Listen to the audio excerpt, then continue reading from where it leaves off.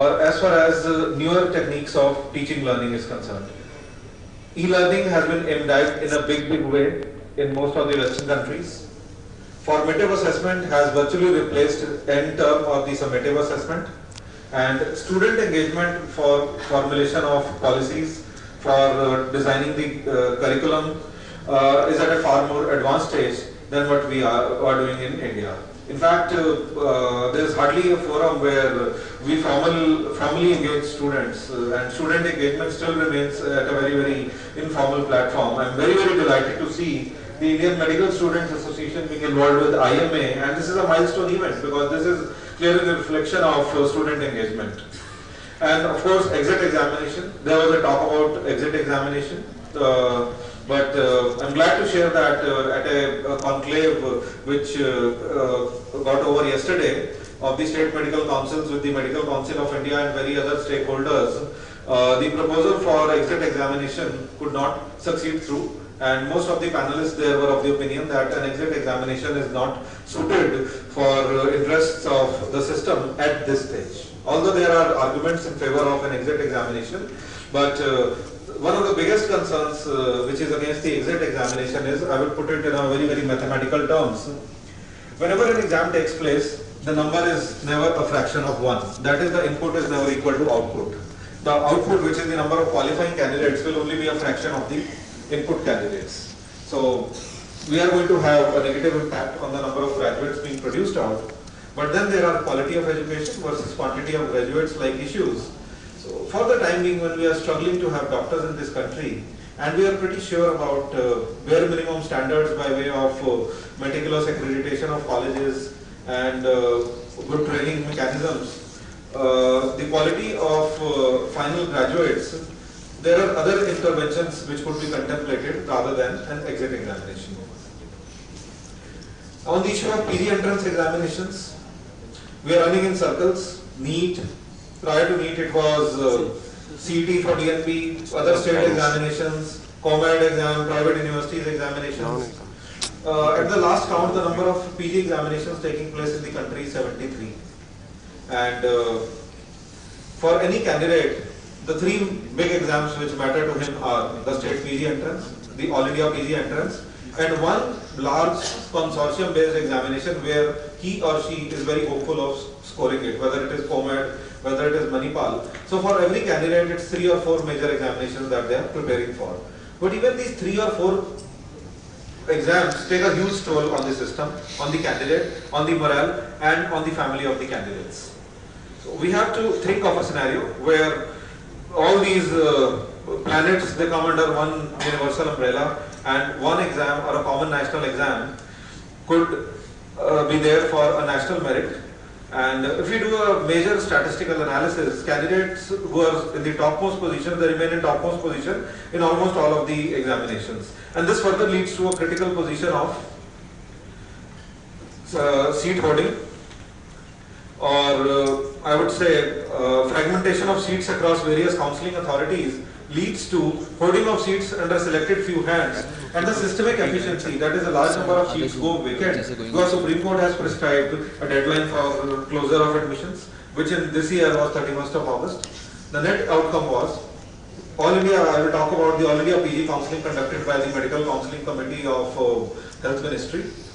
They have something like 5,500 seats under the MCC, out of which 1,600 seats came back at the end of 4th round of counselling. Although 4th round of counselling was ordered as per a petition filed by candidates by the Supreme Court with extended deadline given, but 1,600 seats coming to the state quota, and then what states will do at the last hour? Candidates are flying from Ahmedabad to Bhopal to Indore to get their original certificates back. Somebody is running after fees. You see the anxiety of candidates who were approaching us during that time. That, sir, what should you do? I'll opt for a diploma, go for, or anesthesia. We're not talking of a single countrywide counselling at this stage, which happens in a large country. The only large systems of medical education in the world are USA and China, which are comparable to India. India has the world's highest number of medical colleges, and USA and China follow India. But the medical education systems of USA, they have overcome all these problems. There it's a single entrance examination and it is followed by a matching system, whereby a single matching system matches the candidates versus the seats. And what we are doing here is, we are running across various counselings, and let us see the opportunity value.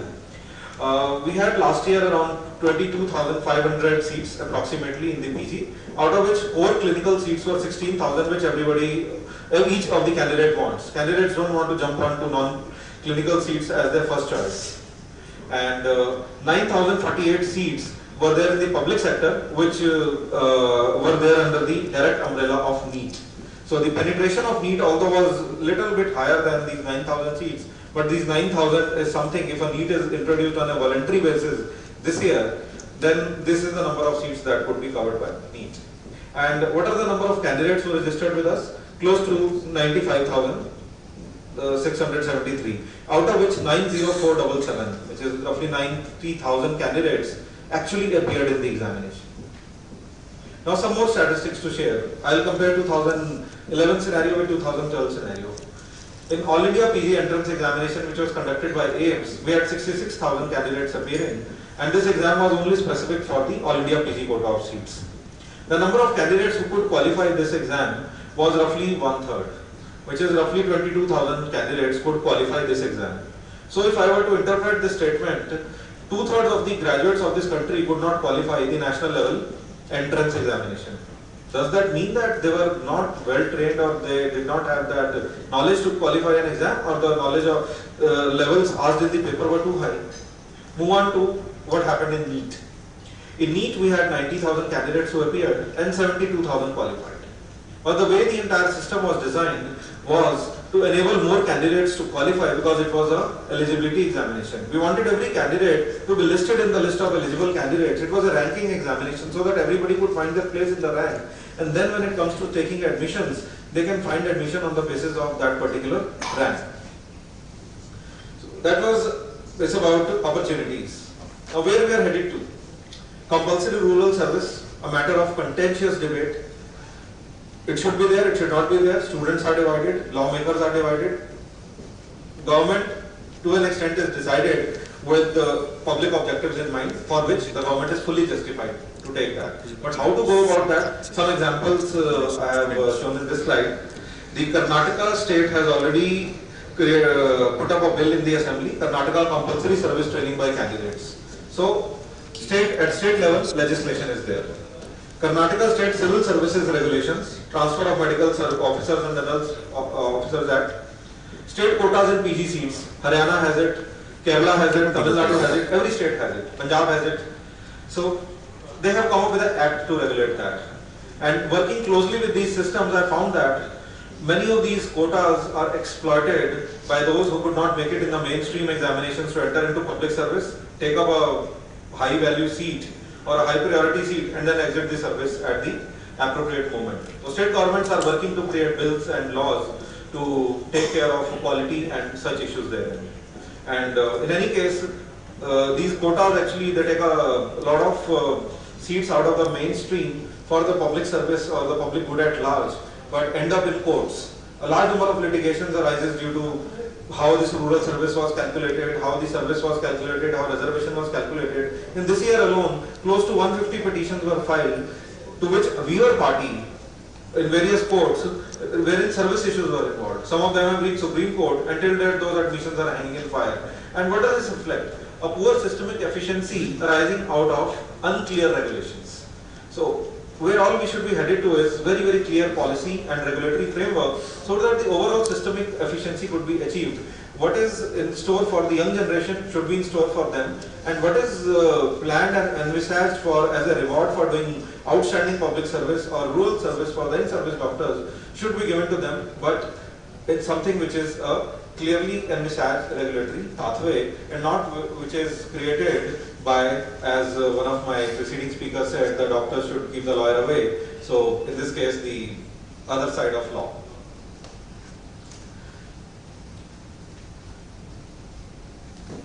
Okay, another challenge which is facing the specialty education in the country today is poor supply of feeder disciplines, and of course the inadequate number of seats.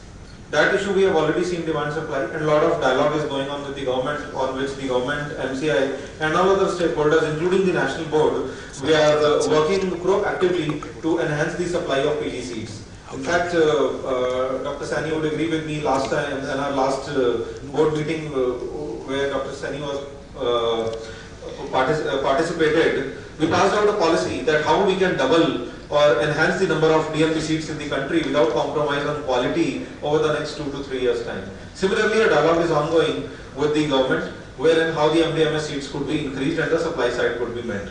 But a critical area which needs concern at this stage is the feeder disciplines. Now let us see where the profession is headed.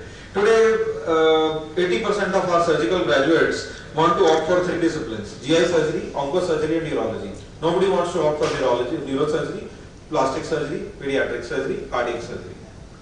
I had the data to substantiate these figures. We are conducting entrance examination at these levels and counseling. When we see the first choice of the candidates, 2/3 of the candidates across 3 disciplines. Similarly, for the medical discipline sides, we have greater predilection for just 3 disciplines: cardiology, neurology, nephrology. Nobody wants to come forward for other disciplines. And the number of aspirants for other disciplines and the number of seats available is roughly 1:1 or 1:1.5. Whereas for these disciplines, the number of aspirants is 1:6, 1:7, 1:8. But what is happening in the process is we are losing out on internal medicine graduates and general surgical graduates, and to a great extent, the general pediatrician at large. These 3 commodities today are becoming rare specialists. When we see the IPD statistics of how patients are getting admission to a specialty hospital today, we find that most of the common conditions which till a decade ago used to be the domain of GPs are being treated by super specialists.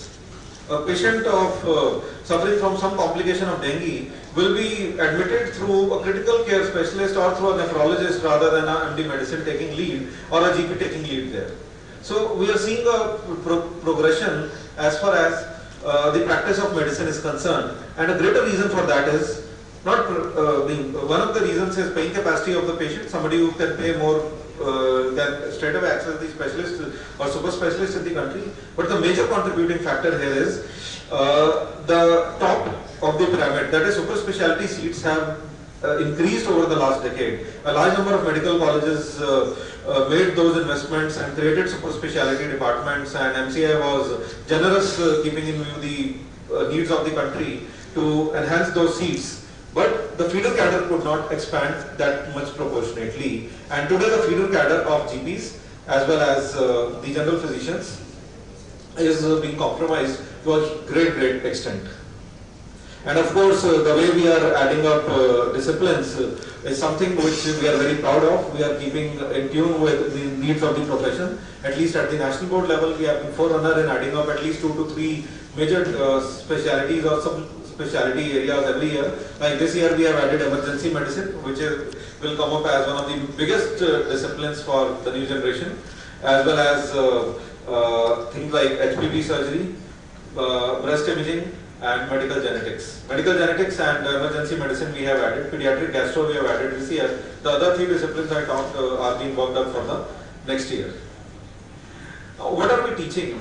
What we are teaching is actually what is required or not. This is again an area of challenge. I talked about teaching and learning techniques, the curriculum issue in the introductory part. Now this is from a Lancet study of 2010. What are the global risk factors over the next 20 years? Now whether they find a reflection in our curriculum, the answer is big no. We have done the matching, we have done the analysis of whether we are training the doctors for the future. And when I say for the future, today a young graduate passes out at the age of 22 to 24 years. He completes his education by 29 to 30 years, which means that he has an active professional life of 35 years. So are we preparing him with those skill sets that he can climb up that ladder on his own, or there are pathways available which he can equip himself on those knowledge, skills and competency framework for 20 years? The answer is big no. And we need to undertake major structural changes as far as our curricular framework or teaching learning techniques are concerned, so that the doctors could self-equip themselves for the future. The causes of mortality in India 2010 published data is there, but unfortunately none of these finds out the kind of relevance or reflection as it should at the postgraduate curriculum. Very recently, we have initiated a dialogue with MCI, where MCI and NBE will be collaborating together to formulate a common curriculum for the country at postgraduate level, which will address these needs. And I'm very thankful to Professor Srivastav, the chairman of MCI, for this initiative and working jointly. And I'll come back to all of you as experts, as representative of the profession, as we move forward on that pathway, that over the next 1 to 2 years, at least in 20-25 major disciplines, we can make this beginning. So some thoughts about are we producing what is required, quality versus quantity issues, whether the curriculum reflects what is needed in terms of population services, the burden of disease vis-a-vis its linkage with the education systems, and of course we have to keep it line the individual aspirations of our young graduates vis-a-vis the professional needs, the individuals standing of the medicos in the society today, and whether what we are practicing today is only because it is coming out of convention, or it is fashionable to do so, or what is ideal and what is needed by the society. So I'm sure that when the policy makers or the decision makers on this side of the table work, they will work with these perspectives. And with that, I thank you for very patient hearing, and to the organizers for this opportunity to interact with the future generation. Thank you, Doctor. Thank you.